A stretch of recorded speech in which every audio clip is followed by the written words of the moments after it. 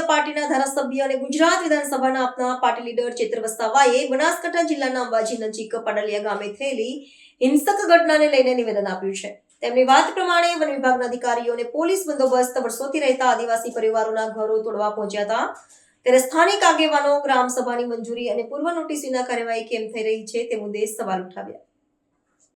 ગતરોજ બનાસકાંઠા જિલ્લાના અંબાજી નજીક પાડલિયા ગામમાં જે હિંસક ઘટના ઘટી છે એ ઘટનાની અમે નિંદા કરીએ છીએ। એમાં જે ઇજાગ્રસ્ત પામેલા તમામ લોકોની સાથે અમારી સંવેદનાઓ છે।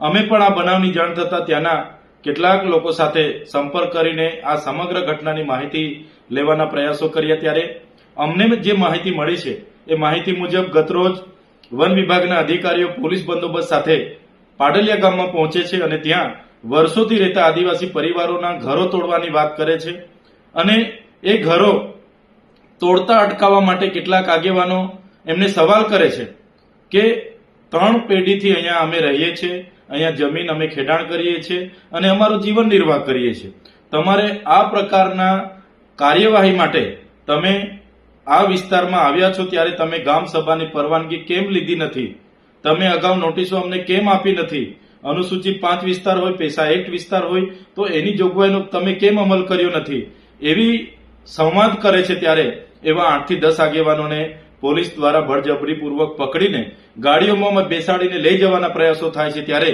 ગામના કેટલાક લોકો વચ્ચે પડીને એમને છોડાવીને લઈ જાય છે, ત્યારે પોલીસ દ્વારા લાઠીચાર્જ કરવામાં આવે છે। બાદમાં ત્યાં 20 થી વધારે ટીયર ગેસના સેલ છોડવામાં આવે છે, જે સેલ છોડતાની સાથે ત્યાં નાસભાગ મચી જાય છે અને નાસભાગ મચી જતા પોલીસ દ્વારા 50 થી પણ વધારે રાઉન્ડ ત્યાં ફાયરિંગ કરવામાં આવે છે અને તેમાં આદિવાસીઓના કેટલાક લોકો ઘાયલ પણ થયેલા છે। ત્યારે આ ઘટના બાદ ત્યાં પથ્થરમારો થાય છે અને કેટલાક અધિકારીઓ પણ ઘાયલ થયેલા છે। ત્યારે વન અધિકાર અધિનિયમ 2006 અંતર્ગત આ લોકોએ દાવા અરજીઓ કરી છે, પણ સરકારે આજ દિન સુધી એમને સનતો આપી નથી અને આ લોકો વર્ષોથી ત્યાં રહે છે। તો જે પણ કાર્યવાહી થવી જોઈએ તે નીતિ નિયમો મુજબ થતી, સંવાદ મુજબ થતી, તો હું માનું છું કે આ પ્રકારની કોઈ પણ હિંસક ઘટના ત્યાં બનવાની નહોતી। પણ કોઈ રાજકીય નેતાના ઇશારે આ પ્રશાસને ત્યાં આ જમીન ખાલી કરવાના પ્રયાસો કર્યા, જેને કારણે આ ખૂબ જ મોટી હિંસક ઘટના બની ગયેલી છે। ત્યારે આ સમગ્ર ઘટનામાં પ્રશાસન દ્વારા કાયદેસરની કાર્યવાહી કરવા માટે 27 લોકોના નામજોગ એફઆઈઆર થઈ છે, 500 લોકોના અજાણ્યા લોકો સામે એફઆઈઆર થઈ છે। ત્યારે અમારે પ્રશાસનને અપીલ છે, જે પણ લોકો આમાં દોષિત હશે એ કર્મચારી હોય કે ત્યાંના આદિવાસી લોકો હોય તો ચોક્કસ બધા પર કાર્યવાહી થવી જોઈએ।